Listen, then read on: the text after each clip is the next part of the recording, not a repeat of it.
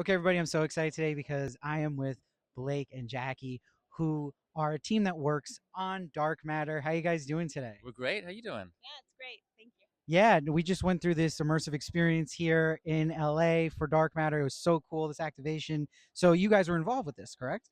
Yeah, I mean, it was. This is all on the incredible Sony team, but they came to us several months ago and said we want to do a dark matter experience. What do you think? We're like, yeah, and everything they showed us was cooler than email before, and they're like, we want to make this giant box and like let people really immerse themselves in the world of dark matter, and we're like, hell yeah. It was also really cool because we spent a lot of time. Like they used our VFX, they use our music, they use the things that we spent months and months and months refining and trying to make great for the screen. And so to get to let people really truly experience it in person, it's like seeing your baby actually go out and take its steps. Like the show is sort of like birthing it, but this is like you get to now meet our child, and Yeah. it's great. So speaking of that too, the immersive part of it, which is awesome because there's doors and there's choices to be made. I won't spoil all of it, but I want to know with you guys, because of the show, it affects your emotions when you're going into these doors. What emotion do you think you would feel being in front of that door for the first time? For the very first time. Do we know what we know? No. Oh. Oh, then pure excitement and exhilaration. And then you open it and it's clown world. I love that. If you had to go now with the power of this door and make a choice in your life to just see, like, what would my alternative life be if I did this? What kind of alternative life would you both want to see in your choice? An alternative. All right, I'll go. I mean, I would love to have a life where I have like no fear of death and I can go climb the mountains I want to climb and do some crazy ski runs and like not worry about the broken bones. But that ended for me like when I had kids. So and I became a big wimp and wanted to get home at night. Totally. Mine's probably pretty similar. It's like the idea of like having fewer responsibilities. Right. I would love to see the world where Jackie like maybe lives out of the back of a van and like drives around and has a nice time. But then I'm like, I actually like nice clothes. So it'll probably never happen. No, it could happen. There'd be clowns running around too, right? You'd activate the clowns. So we're just episode 6 just came out. Everyone's loving this show. It's awesome cast, awesome writing. You guys are so talented and a great book. So were you scared at first taking on doing a show? Was there any hesitation for that? Because I'm sure the book is so precious to you. Yeah, I mean, I was really hesitant at first to like really like step into the full leadership showrunner role because it's a high challenge bar. It's a lot of intense VFX. It's a lot of actors doing multiple versions of themselves. It's not a simple show.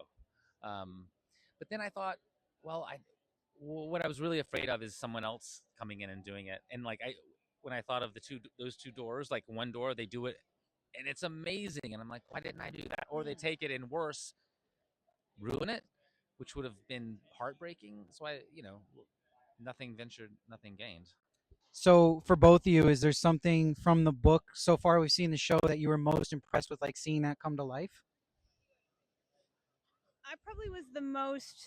Wow, what was I the most impressed to see it'll come to life? I mean, we haven't gotten there in the show yet. The very next episode, episode 7. Don't spoil anything. I don't want to spoil anything, but there's a scene that I wrote in like a fugue state overnight. Like it was literally like 8 hours of intense writing burst of excitement that came to me, and there was a song that inspired it, and I had a really strong vision for it, and it was like when we priced it out and figured out how to do it, it was like the most expensive thing in the whole show.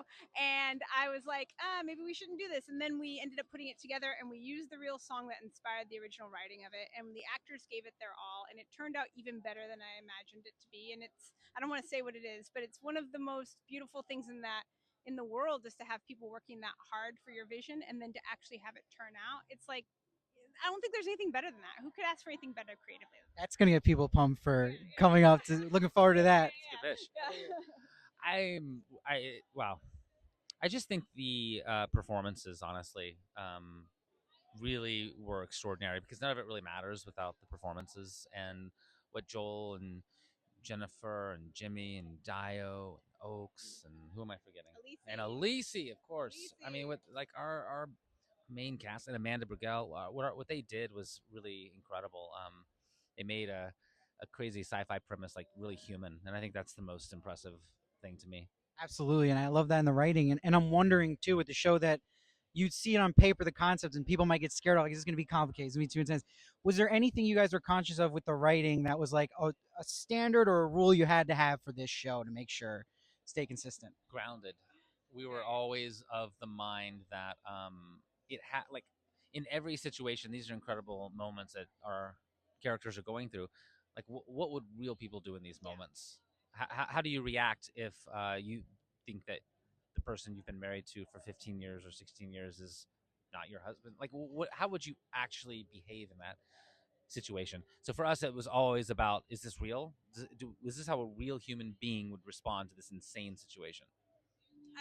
I would actually agree. Like, I think getting basic physics right is number one, right? Like, are we actually adhering to the rules of gravity and the obvious things? But after that, absolutely. Like, what would a real person really think in here? And it's really funny because when you watch the show, you know you're watching a show and you know what the concept is. You kind of understand what's going to happen.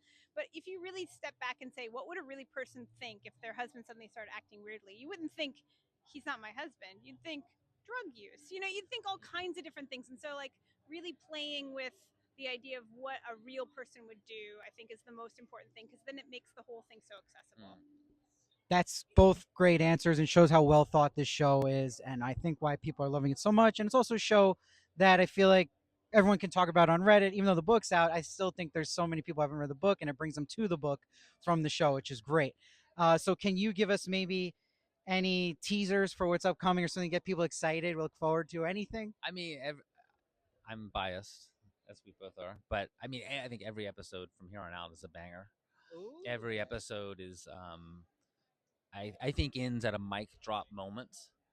One of the ways that we designed the show was that it gathers momentum and stakes with each episode. There's another rule we had. It's like each episode has to surpass the one before it. It has to get more intense and build, and I think it goes to a real fever pitch. And the next episode is crazy, and the one after it is even crazier, and the one after it's even crazier. I mean, that's I would say, I mean, 8 for me. In episode Yeah. 8, there is a scene. For those of you who've seen it, it's the scene in the bar where the two people are talking. And for those of you who haven't read the book, then you just get excited about this. It's going to be a real showdown. And I think it's really cool because our show is such a thriller. And so it's like running, jumpy, shooty, crazy, crazy. And this is a moment where we slow down and we just talk about how messed up this situation is. And it is, I mean, I could watch it for like 8 hours, this particular scene. So I'm just so excited for people to get to this place and like take a deep breath and be like, holy crap. Yeah, and I think everyone's enjoying the weekly format too, and that's all that stuff makes me so excited for what's to come. And I think everyone's so pumped about this. I can't wait. So thank you both for joining me. It was an honor. Everyone, check out the immersive Dark Matter experience in LA and watch the show on Apple TV every Tuesday night. We're gonna enjoy some Dark Matter cocktails. Can't wait. Several. you go get lost in the box. Yes, thank you.